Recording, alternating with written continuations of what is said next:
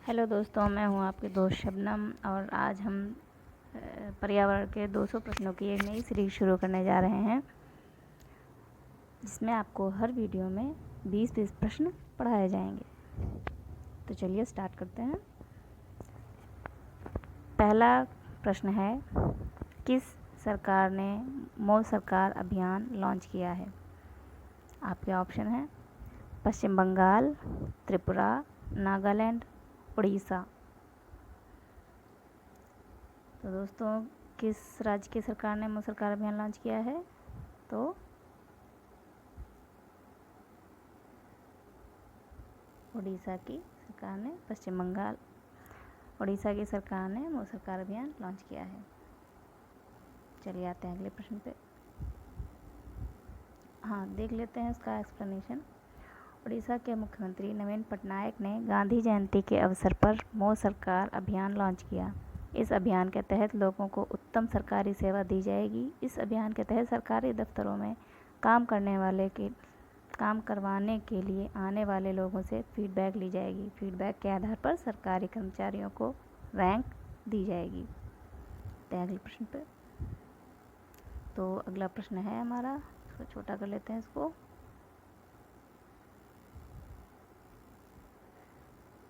अगला प्रश्न है, निम्नलिखित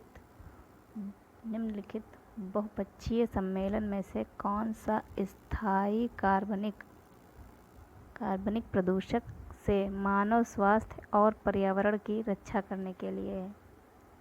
बोन सम्मेलन, स्टॉकहोम सम्मेलन, रॉटरडैम सम्मेलन या बेसल सम्मेलन।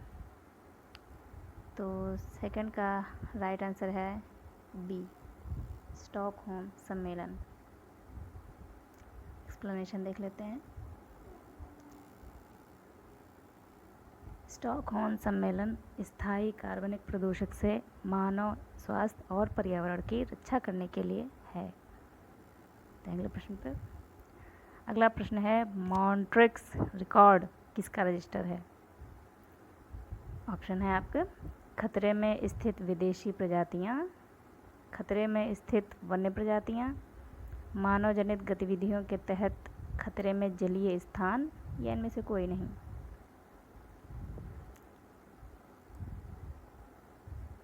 तो इसमें आपका राइट आंसर है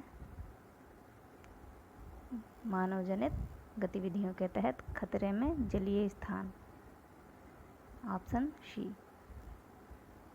एक्सप्लेनेशन देख लेते हैं। मानव जनित गतिविधियों के तहत खतरे में जलीय स्थान, ये आपका आंसर है। मानव जनित गतिविधियों से उत्पन्न प्रदूषण से खतरे में स्थित जलीय स्थानों को मॉन्ट्रिक्स रिकॉर्ड में रखा जाता है। आते हैं अगले प्रश्न पे। अगला प्रश्न है, निम्नलिखित में से कौन सी बीमारी से कोयले की खान में काम करने वाले मजदूरों को निम्नलिखित में कौन सी बीमारी से कोयले की खान में काम करने वाले मजदूरों की उम्र कम हो जाती है और उस बीमारी को ब्लैक लंग्स बीमारी कहा जाता है?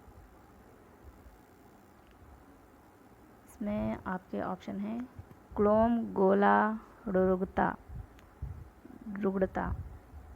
प्रगतिशील विशाल फाइब्रोसिस, मेसोथेलियोमा, या इनमें से कोई नहीं। इसमें आपका राइट ऑप्शन है ए। आपका करेक्ट क्वेश्चन है ए, क्लोमागोलारुग्णता। बहुत टफ है। तो गोलारुग्णता मुख्य रूप से खदानों में काम करने वाले लोगों को होती है। इसका कोई स्थायी इलाज नहीं है। अगले प्रश्न पे। वन्य जीव संरक्षण के क्षेत्र में अदम्य साहस दिखाने वाले को कौन सा पुरस्कार दिया जाता है? आपके ऑप्शन है इंदिरा गांधी पर्यावरण पुरस्कार, मैदिनी पुरस्कार योजना, अमृता देवी बिश्नोई पुरस्कार, या पीताम्बर पंत राष्ट्रीय पुरस्कार। तो आपका राइट आंसर है सी, अमृता देवी बिश्नोई पुरस्कार। एक्सप्लेनेशन देख लेते हैं। अमृता देवी बिश्नोई पुरस्कार वन्य जीव संरक्षण के क्षेत्र में अदम्य साहस दिखाने वाले व्यक्ति को दिया जाता है। इसमें 1 लाख रुपए की राशि प्रदान की जाती है। तो अगले प्रश्न पर, दाजिगम राष्ट्रीय उद्यान कहाँ है? दाजिगम राष्ट्रीय उद्यान कहाँ है? आपके ऑप्शन हैं जम्मू कश्मीर, हिमाचल प्रदेश, उत्तराखंड, पंजाब। तो आपका राइट आंसर है ए, जम्मू कश्मीर। दाजिगम राष्ट्रीय उद्यान जम्मू कश्मीर में स्थित है। दाजिगम राष्ट्रीय उद्यान जम्मू कश्मीर में श्रीनगर से 22 किलोमीटर दूर है। इसका मुख्य जानवर बारहसिंघा है। आते हैं अगले प्रश्न पे। अगला प्रश्न है, समताप मंडल की ओजोन गैस की परत की मोटाई किस इकाई में नापी जाती है? ऑप्शन है CA वर्ड्स, डॉप्सन इकाई, मेल्सन इकाई या इनमें से कोई नहीं। दोस्तों आपका राइट आंसर है 7th का बी, डॉप्सन इकाई। ओजोन गैस की परत की मोटाई को हम डॉप्सन इकाई में मापते हैं। एक्सप्लेनेशन देख लेते हैं। ओजोन परत की खोज 1913 में फ्रेंच वैज्ञानिक चार्ल्स फब्रे और हेनरी बिस्सोन ने की। इसके गुणों का अध्ययन वैज्ञानिक GMB डॉप्सन ने किया। उन्होंने इसकी मोटाई नापने के लिए स्पेक्ट्रोफोटोमीटर विकसित किया। उन्हीं के नाम पर ओजोन परत की मोटाई डॉप्सन इकाई में नापी जाती है। देखते हैं अगला प्रश्न। आपका 8वां प्रश्न है, कार्बन डाइऑक्साइड के उत्सर्जक देशों की सूची किस स्रोत से कार्बन डाइऑक्साइड उत्सर्जन पर आधारित थी? आपके ऑप्शन है जीवाश्म ईंधन का जलना, सीमेंट उद्योग, उपयुक्त दोनों या इनमें से कोई नहीं। तो इसका राइट आंसर है उपयुक्त दोनों। ऑप्शन सी आपका राइट आंसर है। एक्सप्लेनेशन देख लेते हैं। कार्बन डाइऑक्साइड उत्सर्जक देशों की सूची जीवाश्म ईंधन जलने और सीमेंट उद्योग से उत्सर्जित कार्बन डाइऑक्साइड पर आधारित होती है। देखते हैं अगला प्रश्न क्या कह रहा है। विश्व में सबसे ज़्यादा पाई जाने वाली ग्रीन हाउस गैस कौन सी है? आपके ऑप्शन है कार्बन डाइऑक्साइड, जलवाष्प, सल्फर डाइऑक्साइड या ओजोन। तो इसका राइट आंसर है 9th का बी, जलवाष्प।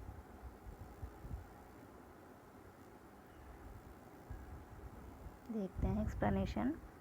जलवाष्प सबसे ज़्यादा पाई जाने वाली ग्रीन हाउस गैस है। यह साफ आसमान में 36 से 66 और बादलों वाले आकाश में 66 से 86% ग्रीन हाउस प्रभाव उत्पन्न करती है। देखते हैं अगला प्रश्न।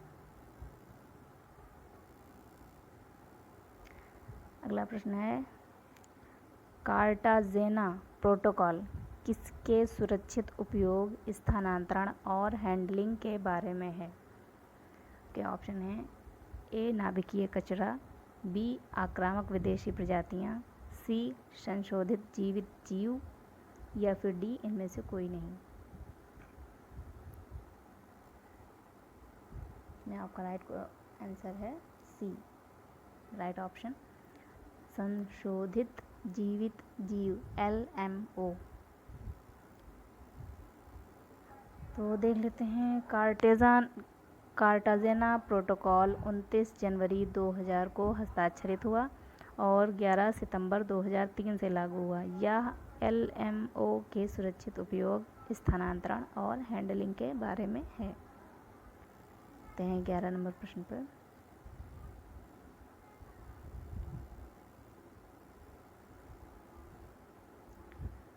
11वां प्रश्न है, रेड डाटा बुक किन खतरे में स्थित प्राणियों की लिस्ट है? जानवर, पेड़ या फंगी? ऑप्शन है इनमें से केवल एक, ऑप्शन बी केवल 1 और 2, ऑप्शन सी केवल 3 या ऑप्शन डी ये तीनों। तो राइट आंसर है ऑप्शन डी, ये तीनों। रेड डाटा बुक इन तीनों के खतरे में स्थित प्राणियों की एक लिस्ट है। एक्सप्लेनेशन देख लेते हैं। रेड डाटा बुक उन प्रजातियों की सूची है जो खतरे में होती हैं।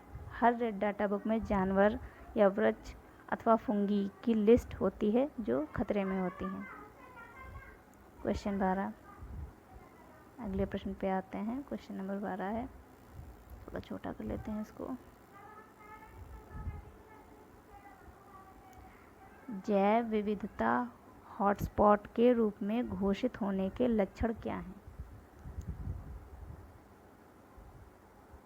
इस क्षेत्र में कम से कम 0.5% या विनाशकारी पौधों की 1500 प्रजातियों को स्थानिक प्रजातियों के रूप में होना चाहिए। इस क्षेत्र को अपनी प्राथमिक वनस्पति का कम से कम 70% नष्ट करना चाहिए। केवल एक आपके ऑप्शन है, पहला केवल 1, बी केवल 2, सी ये दोनों या फिर डी इनमें से कोई नहीं। तो आपका राइट आंसर है ऑप्शन सी, ये दोनों। एक्सप्लेनेशन देख लेते हैं। ये दोनों ही जैव विविधता हॉटस्पॉट के लक्षण हैं। आते हैं अगले प्रश्न पर। 13 नंबर प्रश्न क्या कह रहा है, निम्नलिखित में कौन सा प्रोटोकॉल उसके मुद्दे से सही संबंधित नहीं है? ऑप्शन ए 1987 का मॉन्ट्रियल प्रोटोकॉल, ओजोन क्षयकारी पदार्थ। ऑप्शन बी 1979 का बोन सम्मेलन, प्रवासी प्रजातियों के संरक्षण के लिए। ऑप्शन सी 1989 का बासेल सम्मेलन, ट्रांस बाउंड्री आंदोलन, पारगमन, हैंडलिंग और रहने वाले संशोधित जीवों के उपयोग का विनियमन। ऑप्शन डी 1998 का रॉटरडैम सम्मेलन, कुछ खतरनाक रसायन और कीटनाशकों के अंतर्राष्ट्रीय व्यापार में सहमति। इनमें से कौन सा ऑप्शन सही होगा? कौन सा मुद्दा प्रोटोकॉल से रिलेटेड है? तो 13 का ऑप्शन सी, ये सही संबंधित नहीं है, बाकी सब सही संबंधित है। देखते हैं एक्सप्लेनेशन में क्या है। खतरनाक अपशिष्टों और उनके निपटान के संक्रमण सीमा आंदोलनों के नियंत्रण पर बेसल कन्वेंशन, जिसे आमतौर पर बसील कन्वेंशन के रूप में जाना जाता है, एक अंतर्राष्ट्रीय संधि है जो राष्ट्रों के बीच खतरनाक कचरे के आंदोलन को कम करने के लिए डिज़ाइन किया गया था और विशेष रूप से खतरनाक हस्तांतरण को रोकने के लिए शुरू किया गया था। आते हैं अगले प्रश्न पर। 14 नंबर प्रश्न है, पश्चिमी घाट पारिस्थितिकी विशेषज्ञ पैनल WGEEP के अध्यक्ष कौन है? Option A RK Pachauri, option B Vandana Shiva, option C Madhav Gadgil या फिर ऑप्शन डी प्रदीप कृष्ण। तो इसका राइट आंसर है 14 का सी माधव गाडगिल। एक्सप्लेनेशन देख लेते हैं।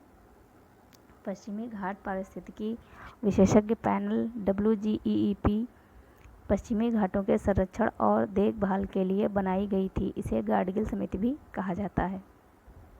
आते हैं अगले प्रश्न पर। 15 नंबर प्रश्न है, शेर की पूंछ वाला मकाक किस वन्यजीव रिजर्व में पाया जाता है? ऑप्शन ए है नीलगिरी, ऑप्शन बी दिहांग दिबांग, ऑप्शन सी नौकरेक और ऑप्शन डी इनमें से कोई नहीं। तो 15 का राइट आंसर है ऑप्शन ए नीलगिरी। देखते हैं। शेर की पूंछ वाला मकॉक पश्चिमी घाटों में पाया जाता है। यह नीलगिरी की पहाड़ियों में पाया जाता है। यह एक दुर्लभ प्रजाति है। अगला प्रश्न देखते हैं क्या कह रहा है। भारतीय जलीय निकायों में एक परेशानी घास के रूप में प्रदूषण निकालने के लिए एक जलीय पौधे को अमेरिका में पेश किया गया। इसका नाम क्या है? ऑप्शन ए नागफनी, ऑप्शन बी एग्गियोल्पिस, ऑप्शन सी जलकुंभी, ऑप्शन डी पिस्टिया। तो 16 का राइट आंसर है ऑप्शन बी एग्गियोल्पिस। आते हैं एक्सप्लेनेशन पे। जलकुंभी दक्षिण अमेरिका का एक पौधा है। यह बहुत अधिक संख्या में बीज उत्पन्न करता है और इसके बीजों में अंकुरण की क्षमता 30 वर्षों तक होती है। आते हैं अगले प्रश्न पे। नाइट्रोजन चक्र में मिट्टी नाइट्रेट्स को मुक्त नाइट्रोजन में किसके द्वारा बदल दिया जाता है? Option A nitrifying bacteria, option B denitrifying bacteria, option C ammonifying bacteria, option D इनमें से कोई नहीं। तो 17 का राइट आंसर है ऑप्शन बी डिनाइट्रीफाइंग बैक्टीरिया। आते हैं अगले प्रश्न पे। एक्सप्लेनेशन देख लेते हैं। नाइट्रोजन चक्र में मिट्टी नाइट्रेट्स को मुक्त नाइट्रोजन में डिनाइट्रीफाइंग बैक्टीरिया के द्वारा बदल दिया जाता है। 18 नंबर प्रश्न है। सल्फर डाइऑक्साइड के प्रदूषण का जैविक सूचक है? ए काई, बी धुआं, सी बायोफाइटा या डी इनमें से कोई नहीं। तो इसका राइट आंसर है ए काई। देखते हैं एक्सप्लेनेशन। सल्फर डाइऑक्साइड के प्रदूषक का जैविक सूचक काई है। 19 नंबर प्रश्न क्या कह रहा है। पानी के फर्न अजोला और साइनोबैक्टीरियम अन्नाबेना के बीच संबंध है? ए सहजीवी, बी पारस्परिक, सी परजीविता या फिर डी आद्य सहयोग। राइट आंसर है आपका ऑप्शन ए सहजीवी। पानी के फर्न अजोला और साइनोबैक्टीरियम अन्नाबेना परस्पर सहजीवी होते हैं। अगले प्रश्न पे। 20 नंबर प्रश्न है लास्ट। क्या कह रहा है। निम्नलिखित में कौन सा मूंगा चट्टान का क्षेत्र नहीं है? ए मन्नार की खाड़ी, बी खंभात की खाड़ी, सी लक्षद्वीप, फिर डी अंडमान निकोबार द्वीप समूह। इसका राइट आंसर है बी खंभात की खाड़ी। खंभात की खाड़ी मूंगा चट्टान का क्षेत्र नहीं है। भारत में मूंगा चट्टान की 4 जगहें हैं, 4 क्षेत्र हैं। पहला है मन्नार की खाड़ी, दूसरा है लक्षद्वीप, तीसरा है अंडमान निकोबार द्वीप समूह और चौथा है कच्छ की खाड़ी। तो दोस्तों ये थे हमारे पर्यावरण के 200 प्रश्नों के सीरीज का पहला वीडियो, जिसमें आपने 20 क्वेश्चंस देखे। मैं चाहूँगी कि आप हमारे चैनल को सब्सक्राइब करें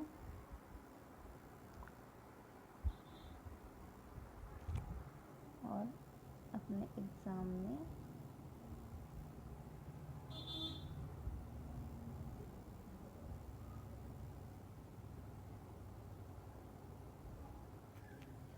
थैंक्स फॉर वॉचिंग।